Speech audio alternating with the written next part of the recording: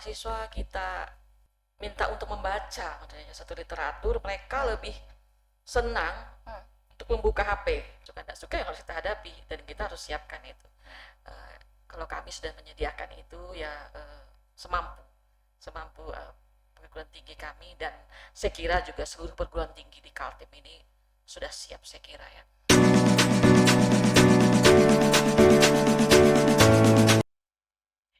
Halo pemirsa, kita ketemu lagi di program Indigo, Informasi Digitalisasi dan Globalisasi, yang tentunya ini hadir setiap hari Rabu, 2 kali tayang ya, pagi jam 10 dan juga sore di jam 16 atau jam 4 sore.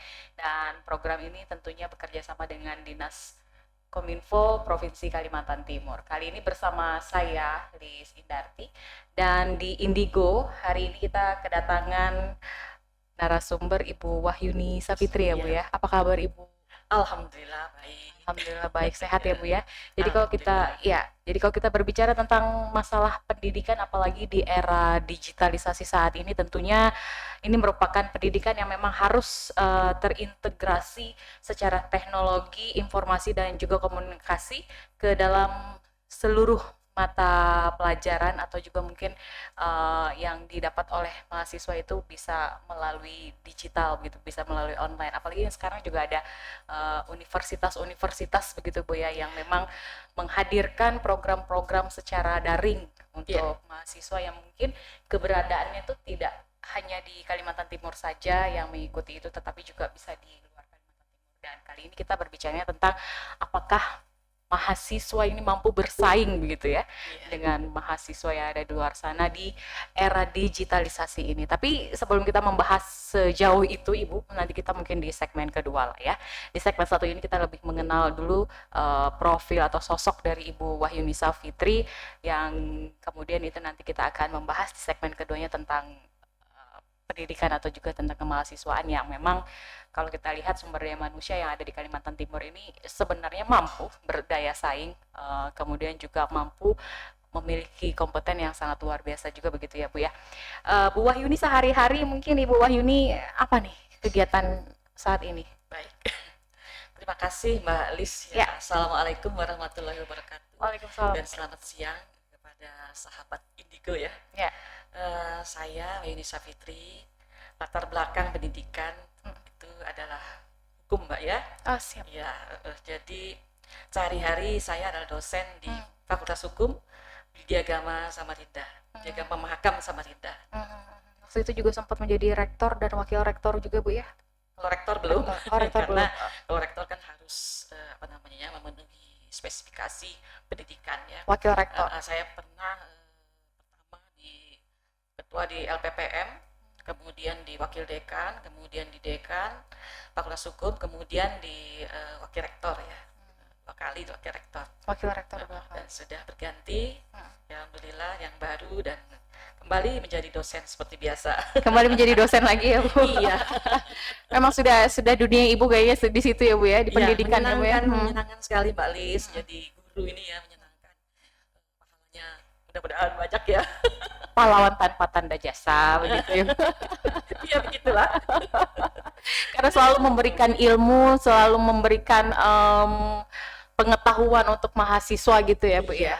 Iya, agar juga mampu bersaing gitu. Iya. Iya, kita seorang dosen ini ya, setiap hari apa yang kita ajarkan ini mudah-mudahan membawa kemanfaatan ya, apalagi kami di dunia hukum nih ya. Apa yang kami ajarkan, sering mahasiswa bertanya, Bu kok antara teori dengan praktek tuh kok beda, apalagi yang sekarang ini ya, kita lihat di di berita-berita ya, akhir-akhir ini ya sangat jauh ya artinya antara teori dan praktek ya. Kita tetap mengajarkan apa yang seharusnya ya, walaupun sesuai SOP ya Bu. Dasain dan Dasolen itu berbeda, tetapi kita harus memenuhi kurikulum yang sudah diberikan, yaitu kita ajarkan. Adapun nanti dunia praktek mereka nanti ya, kita namanya guru dosen itu harus memberi sangu ya, artinya rambu-rambu apa yang memang seharusnya harus dilakukan gitu. Apalagi sekarang kayaknya tuh banyak banget mahasiswa lebih memilih jurusan hukum gitu kali ya Bu ya, apalagi kan Ibu sudah lama di hukum. Mungkin persentasenya lebih banyak ya Bu. Hukum laris ya. Ibu laris Ini ya. lagi ngetren nih kayaknya. Kita banyak kasus. Melihat banyak kasus yang Iya. terjadi mungkin tidak hanya di Kalimantan Timur tapi mendunia gitu. Iya, betul. Lagi di Indonesia, di Indonesia. Banyak sekali kasus. Betul, betul, betul. Oke, oke. Ya, mudah-mudahan harapan kita sebagai guru dosen, mudah-mudahan mahasiswa kita nanti dapat menyelesaikan apa kasus-kasusnya kalau dia bergerak di dalam dunia praktisi ya. Karena kebanyakan mahasiswa kami Wijagama itu praktisi. Mereka sebagai apa namanya advokat atau pengacara ya. Ya, mudah-mudahan mereka bisa menyelesaikan dengan baik dan sesuai dengan koridor hukum yang berlaku tentunya. Iya, betul. Jadi banyak lulusan di sana yang memang akhirnya dari pendidikan mereka tuh memang sudah terimplementasikan di kehidupan nyatanya ya Bu ya. Iya. Memang untuk Widyagama Fakultas Hukum ini kami banyak mengajarkan dunia-dunia praktisi ya, kasus per kasus gitu ya, untuk dosen-dosen yang mengajar praktisi dan juga beberapa dosen kami memang praktisi. Jadi mereka mengajarkan bagaimana menganalisa sebuah kasus dan bagaimana nanti solusi-solusinya sehingga nanti mahasiswa kami terbiasa dalam dunia praktek itu dalam melihat kasus kemudian menganalisa dan memecahkannya. Itu harapan kami sih di Fakultas Hukum Widyagama. Tapi itu kan memang sesuai harapan ya Bu ya. Iya. Sejauh ini sudah sesuai harapannya. Iya. Kebanyakan memang mahasiswa kami banyak yang praktisi. Ya, itu. Ya, alhamdulillah mereka bisa bersaing gitu, dengan apa namanya lulusan atau alumni perguruan tinggi lain tentunya. Seperti itu. Oke, terus ini panggilan akrab Ibu biasanya apa sih? Bu? Yuni. Ibu Yuni ya, Iya. Ibu Yuni. Oke, baik saya panggil Ibu Yuni juga kalau gitu ya, Bu. Oke. Ibu Yuni, tapi selama Ibu mungkin Ibu bisa memberikan sedikit tentang pengalaman Ibu selama menjadi tenaga pendidik gitu, tenaga pengajar selama ini. Dari yang kemudian diawali dari ketua LPPM ya Bu ya. Iya. Terus kemudian juga dekan ya Bu ya tadi ya. Wakil dekan, Wakil rektor, 2 kali menjadi wakil rektor, kemudian di yang sama pula di jurusan hukum lagi ya Bu. Gimana Bu? Iya, kalau jadi pendidik sebetulnya banyak sukanya ya. Banyak Daripada suka. dukanya. Oh gitu. Sukanya ya kita sehari-hari bergaul dengan mahasiswa, serasa muda terus. Jadi ibarat Iya. katanya itu menolak tua kita ini. Nah, gitu ya, betul Bu. sekali. Betul. Kemudian saya di LPPM itu ya itu apa namanya sehari-hari itu pada saat itu kita mengerjakan atau apa namanya dalam bidang pengabdian masyarakat dan penelitian. Ya. Kemudian kembali ke saya ke Fakultas Hukum ya kita bekerja sesuai tupoksi artinya ya karena perguruan tinggi ini kan pasti ada peraturan menteri yang harus kita taanut ya yang kita taati artinya apa bagaimana program studi bagaimana di fakultas itu semua ada di rambu-rambunya bagaimana dengan sistem pembelajaran pengajaran ya, di fakultas hukum dan itu juga menyenangkan sekali semua menyenangkan kemudian kami ke wakil rektor ya ya artinya dalam tataran itu bagaimana kita sebagai pemimpin kan di situ mengambil apa namanya kerjaan yang berpikir besar ya untuk diimplementasikan ke fakultas-fakultas dan ke bawah tentunya ya ke mahasiswa tapi tataran wakil rektor itu tentunya tataran yang kebijakan-kebijakan dari karena kami di bawah yayasan ya jadi yayasan dengan universitas sinerginya sangat bagus sekali sehingga Jadi bisa berjalan ya, semuanya. berjalan dengan apa adanya sesuai dengan koridor yang sudah ditentukan oleh aturan tentunya. Selaras begitu ya Bu Iya, ya. betul. Beda mungkin kalau dengan negeri karena negeri kan ya sudah ada dari apa namanya dari pusat ya kalau negeri dan juga dari sisi dana mereka lebih kuat ya karena kalau kami dari swasta ini kan sumber-sumber dana itu kan paling banyak dominan itu dari mahasiswa. Jadi yayasan dan universitas bersinergi untuk memikirkan bagaimana untuk menambah mahasiswa, marketingnya bagaimana, ya, itu harus dipikirkan terus menerus. Seperti itu, Mbak. Tapi kalau untuk menghadapi mahasiswa yang memang vokal gitu, Yuni, ya itu salah satu daripada dinamika, ya. Dinamika kampus. perkuliahan, dinamika Iya, kampus ya? dinamika kampus, dinamika pembelajaran Ya kita harus artinya melihat mahasiswa seperti itu, ya kita harus mengarahkan, bukan menyalahkan atau apa, tapi kita apa yang baik menurut mereka, ya kita tampung. Ya artinya kalau mereka kurang daripada penyampaiannya, ya kita jelaskan. Kalau mereka membutuhkan penjelasan, ya kita harus menjelaskan. Tapi tidak perlu kita alergi dengan kritik atau kritik yang bagaimana, itu kita tidak boleh itu alergi. Karena memang sebagai seorang tenaga pendidik ya memang harus memberikan contoh kepada mahasiswa gitu ya Bu ya. Iya betul sekali. Dan mahasiswa juga bisa mengambil kemudian menyerap ilmu yang diberikan oleh para tenaga pendidik, terutama para dosen gitu. Iya. Yang ada di Apalagi fakultas kampus. hukum, Mbak Lis. Apakah? Ya betul. Fakultas hukum mereka sudah mendapatkan teori-teorinya, pembelajaran tentang ilmu-ilmu hukum begitu, kemudian pada prakteknya tersalurkan lah semuanya. Iya. Sejauh ini begitu ya Bu ya. Iya. Memang dinamikanya sangat luar biasa. Naik turun gitu. Iya. Fakultas hukumnya memang dinamikanya sangat energik sekali. Betul. Saya. Ya. Baik di apa namanya? Di mana saja saya kira, ya. Di mana-mana kita lihat, bukan saya menganukan fakultas lain, tidak ya. Tetapi hukum ini kan mempelajari aturan. Nah, dari situ mahasiswa nanti melihat antara dunia nyata dengan dunia teori itu ada bedanya. Iya. Nah, mereka harus, aduh bagaimana nih Bu, bagaimana nih Pak? Gitu. Ya, kita harus menjelaskan juga. Oke, baik. Nanti akan menjadi rasa penasaran saya bagaimana untuk menciptakan sumber daya manusia, terutama para mahasiswa yang kemudian mereka sudah lulus dari perkuliahan itu dan terjun langsung di masyarakat, kemudian di kehidupan nyatanya setelah mereka mendapatkan teori untuk bisa menjadi sumber daya manusia yang unggul gitu ya Bu ya, dan kemudian juga mampu bersaing dengan dunia luar, apalagi di era digitalisasi seperti ini, kita jangan mau tertinggal gitu, apalagi yang ada di Kalimantan Timur. Saya yakin semuanya itu juga memiliki kompetensi yang sangat luar biasa, yang kemudian kredibilitasnya juga bisa kita akui gitu ya Bu ya. Dan itu nanti kita akan bahas di segmen 2 Bu Yuni, karena berhubung di atas meja ini sudah disajikan minuman persembahan dari SKF, ini boleh dinikmati terlebih dahulu. Ibu penyuka kopi tidak? Sangat suka sekali. Sangat suka. Biasanya orang-orang yang suka kopi ini adalah orang-orang yang pemikir. Oke, nanti kita lanjutkan lagi. Bu Yuni boleh dihidangkan dulu dan kita akan kembali lagi pemirsa. Terima kasih.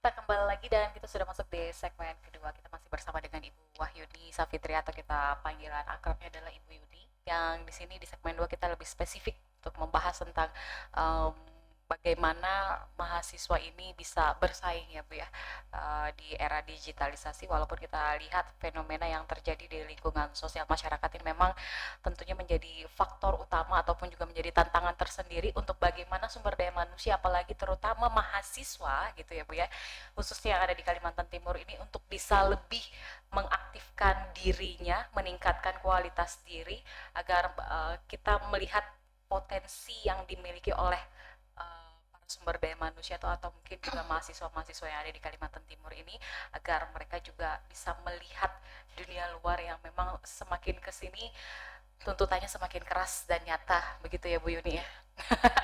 Jadi pastinya juga ada tantangan dan juga kemudian ini ada strategi yang harus dilakukan atau mungkin juga upaya-upaya yang dilakukan begitu ya Bu. Dan tantangan-tantangan yang dihadapinya sendiri adalah di era digitalisasi ini juga pasti ada gitu ya Bu ya. Pasti.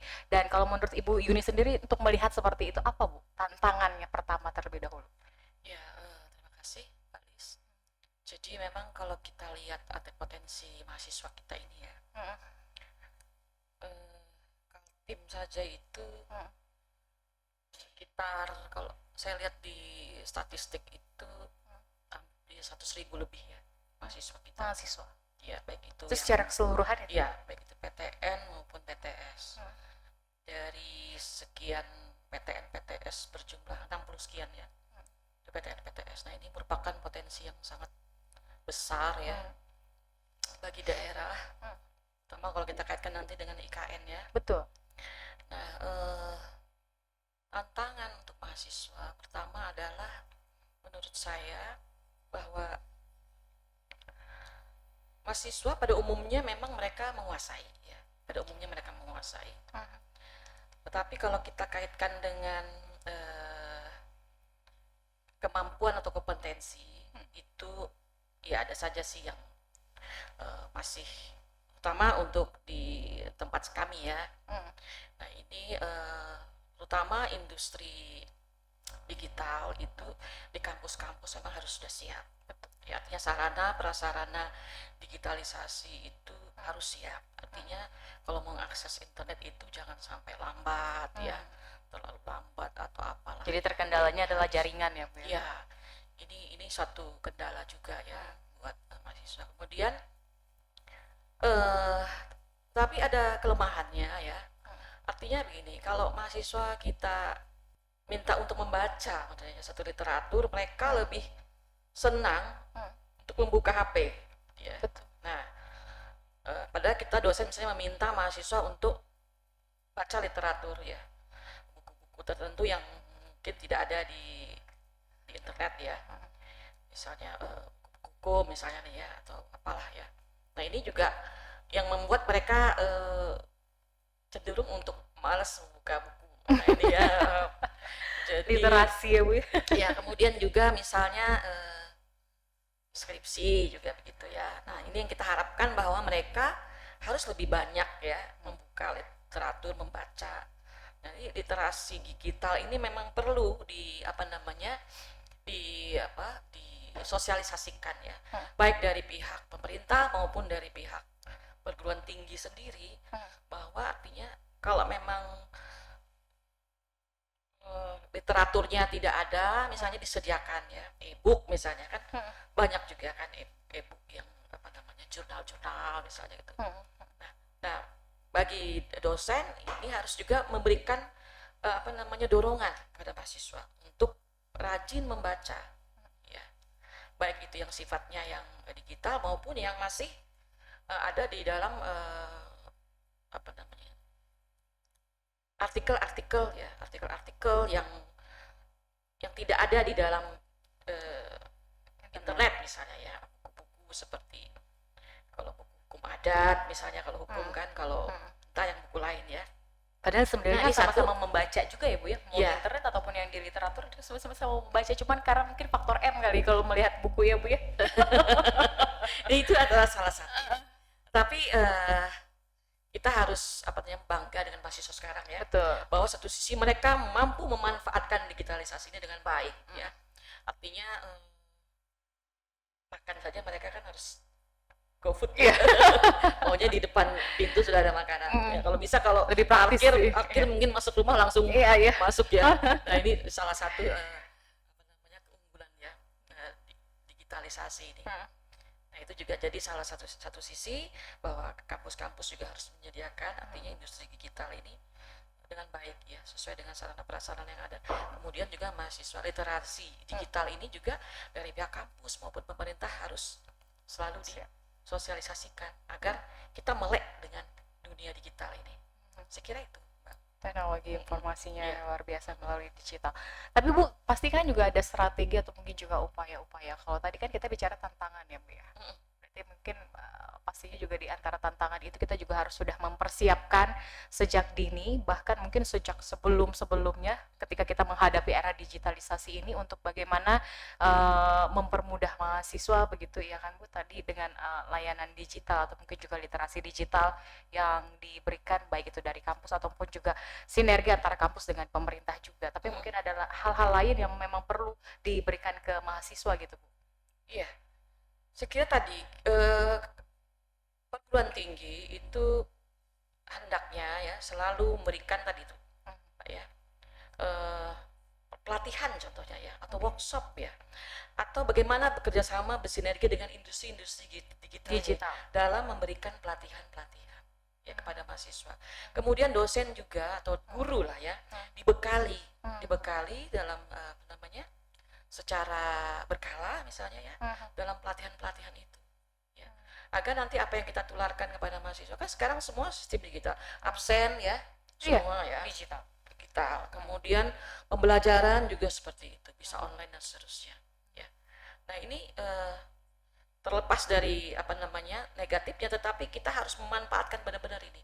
Apalagi mahasiswa-mahasiswa yang misalnya sambil berusaha ya dia punya usaha UMKM misalnya di luar daripada dia menjadi mahasiswa. Nah ini kan harus dimanfaatkan sebaik-baiknya. Kemudian komunitas-komunitas ya mahasiswa di dalam kampus ini juga harus dibentuk ya. Jaringan-jaringan mereka, artinya mereka juga harus bagaimana disupport dalam pergaulan atau jaringan-jaringan apa namanya digital, masyarakat digital gitu ya. Jadi mereka punya seperti ini misalnya, mereka punya podcast harus didukung ya. Betul. Kemudian juga misalnya setiap fakultas ada podcast misalnya, atau mereka membuat apa lagi misalnya ya, kalau di tempat kami karena kami itu ikonnya adalah kewirausahaan. Nah, jadi setiap Jumat itu mahasiswa banyak yang apa namanya membentuk apa masyarakat UMKM itu. Mereka berjualan ya secara ada online ya, kemudian ada juga offline. Jadi ke teman-temannya. Nah, ini menambah juga income buat mereka kan. Betul, Nah, betul. ini seperti itu, Mbak Lis. Iya, benar, itu luar biasa ya Bu ya.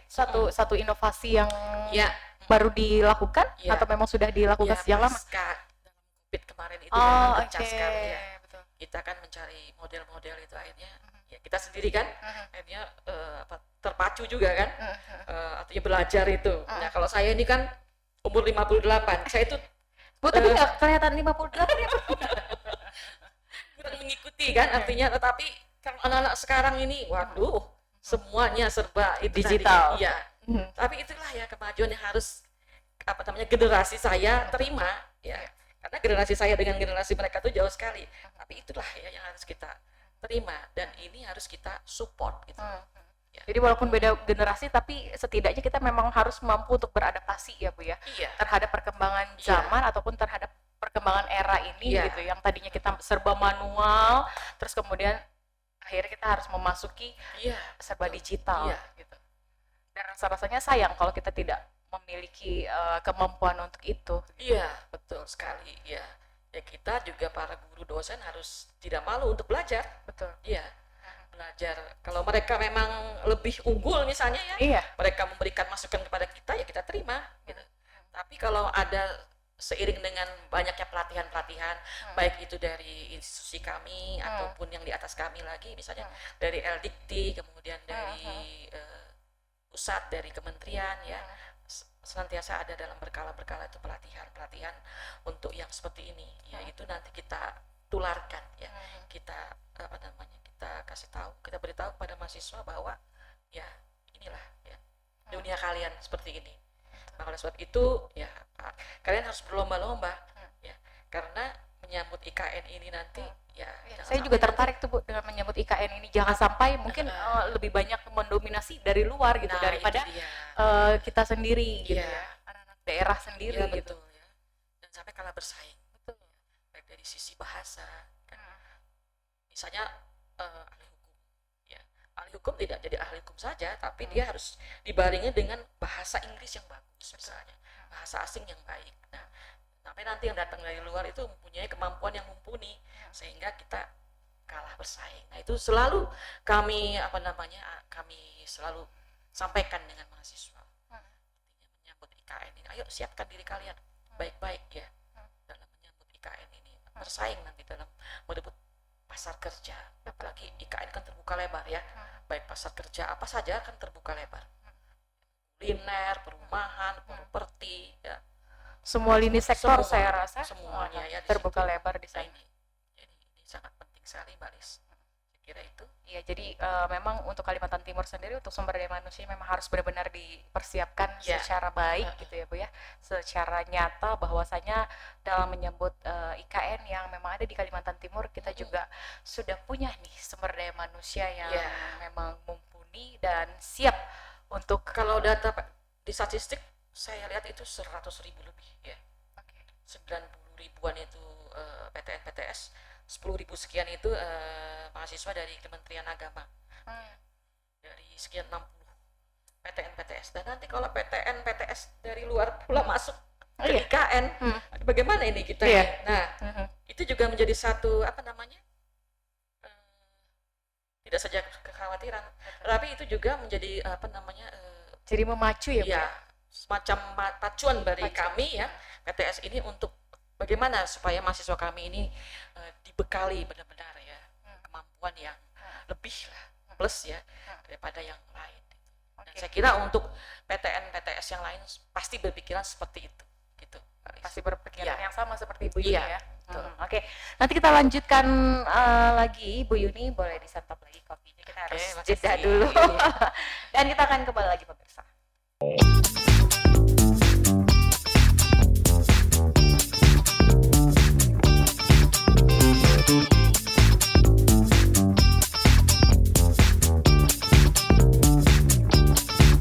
Ya, sebenarnya kita tuh nggak terasa Bu Yuni, tahu-tahu ngobrol-ngobrol udah masuk di segmen ketiga. Terus santai ini ya. Tapi tentunya obrolan yang kita perbincangan ini tuh sebenarnya memiliki makna yang tersirat maupun tersurat. Dan juga memiliki manfaat pastinya untuk kita semua yang sedang menyaksikan podcast ini, Indigo, Informasi Digitalisasi dan Globalisasi. Oke, tadi di segmen kedua tadi kita berbicara tentang tantangan, kemudian juga ada upaya-upaya. Sebenarnya kalau kita bicara tentang tantangan itu selain dari tantangan individunya juga sendiri begitu ya Bu ya, mungkin dari faktor individunya juga yang kemudian kita harus menuntut dan juga memaksa diri kita tuh agar kita bisa beradaptasi dengan segera mungkin terhadap perkembangan zaman, perkembangan teknologi yang saat ini, dan tentunya itu semua dalam rangka untuk mendorong pendidikan yang bermakna ya Bu ya. Dan pastinya juga kita pengen mengetahui bahwa Kalimantan Timur ini sebenarnya sumber daya manusianya patut kita akui juga ya Bu ya, bahwa mereka-mereka juga sebenarnya unggul gitu, unggul untuk di bidang-bidangnya tertentu juga ya Bu. Dan bahkan mungkin juga ada yang dari Kalimantan Timur ini mahasiswa-mahasiswa ataupun juga mereka-mereka yang sudah lulus dari fakultasnya itu sudah ada yang bergabung di dunia luar misalnya gitu ya Bu ya, mungkin tidak hanya di Indonesia saja tetapi juga mereka sudah memiliki usaha-usaha yang luar biasa atas inovasi atau gebrakan-gebrakan yang mereka miliki itu karena memang mereka juga mampu gitu mengupgrade dirinya terhadap perkembangan. Untuk Kaltim sendiri bagaimana Bu? Ya, untuk Kaltim sendiri kalau kita lihat, saya lihat di data kemarin ya, itu menduduki peringkat indeks masyarakat digital itu di peringkat keempat ya, dari skala 1 sampai 5 cukup tinggi ya, 3,62 ini datanya. Nah ini merupakan satu apa ya, cukup sangat menggembirakan ya. Betul. Peringkat 4 dari skala 1 sampai 5. Ini informasi yang menyenangkan. Iya. Begini bahwa Kaltim ini memang cocok ya sudah ya untuk tadi. Artinya tidak salah nih Pak Presiden memilih Kalimantan Timur ini sebagai IKN. Iya, makanya sebab itu generasi muda kita ya, baik yang tingkatan yang menengah ke atas maupun nanti mahasiswa ya. Nah ini memang harus benar-benar ya, artinya disupport oleh pemerintah daerah tentunya Pak ya. Ada sinergitas dengan pemerintah daerah antara perguruan tinggi dengan pemerintah daerah. Ya. Pemerintah daerah menyediakan model-model tadi pelatihan saya kira. Artinya memberikan sarana dan prasarana gitu ya. Untuk bagaimana supaya mahasiswa kita ini dilibatkan, ya. Diundang, dilibatkan, ya tidak saja perguruan tinggi kita, tapi perguruan tinggi swasta. Setelah perguruan tinggi swasta ini, ya boleh dikatakan lebih sering PTN barangkali ya. Nah ini makanya lewat forum ini saya menyampaikan juga bahwa libatkanlah perguruan tinggi swasta, ya. Karena kami ini juga aset ya, aset pemerintah ya. Untuk mengembangkan sumber daya manusia daerah. Ya. Nah, untuk karena memang kan tujuannya sama gitu ya, ya.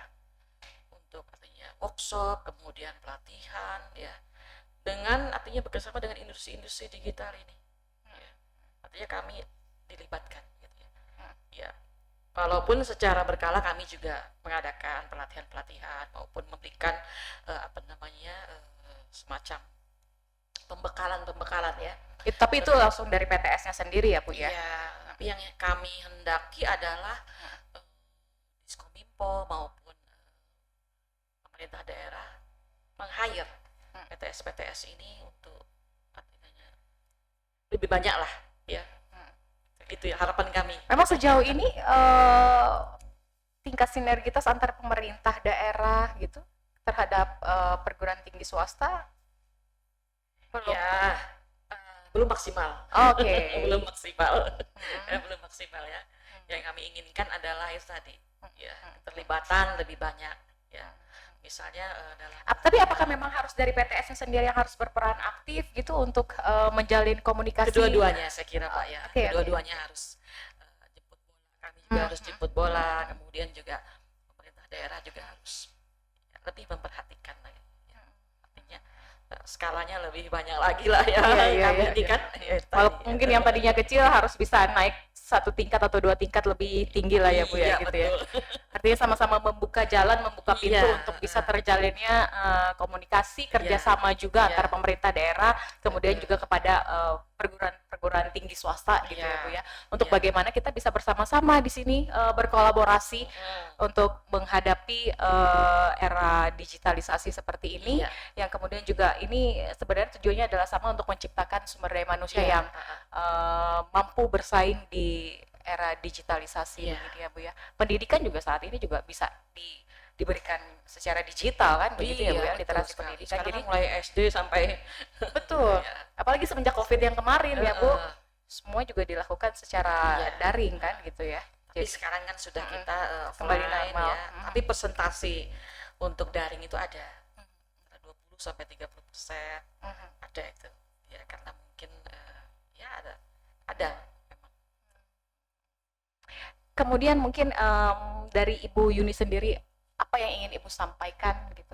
Baik, mungkin terlebih dahulu untuk pemerintah ataupun juga perguruan tinggi. Tidak hanya tadi sinergi saja atau juga memberikan pelatihan-pelatihan baik itu terhadap para dosennya ataupun juga mahasiswanya gitu ya Bu ya. Mungkin bisa secara global, apalagi kita dalam rangka memang IKN sudah ada di Kalimantan Timur, sudah ada di depan mata. Tinggal kita bersama-sama mempersiapkan diri saja gitu ya Bu. Kalau dari kami perguruan tinggi harus siap Pak ya. Artinya mendukung IKN, kemudian juga mempersiapkan mahasiswa kami ya. Baik dalam menanamkan literasi digital supaya mereka lebih melek lagi dan memanfaatkan sebaik-baiknya. Ya. Karena suka tidak suka memang dunia ini harus kita hadapi. Betul. Ya, dunia seperti ini. Karena sebenarnya dunia itu kecil ya Bu. Ya. Dan dari kami kepada mahasiswa kami selalu mensupport mereka ya. Mereka silakan membuat jaringan komunitas-komunitas untuk lebih artinya belajar kemudian memanfaatkan digitalisasi ini untuk hal-hal yang baik ya. Bukan yang mesti menyebarkan hoax ya. Itu juga kita sampaikan ya. Tidak boleh artinya tidak hati-hati begitu ya. Kami selalu wanti-wanti itu. Untuk kepada apalagi kita menjelang tahun-tahun panas. Iya betul sekali ya. Nah, sekarang kalau begini aja tidak boleh. Jadi gini aja. Gini aja. Iya kalau enak ya gini, nggak enak ya gini. Nanti kalau kita begini, ntar kita dikira pilih siapa gitu. Nah, jadi itu kesiapan perguruan tinggi harus ya Pak ya. Ya suka tidak suka yang harus kita hadapi dan kita harus siapkan itu. Kalau kami sudah menyediakan itu ya semampu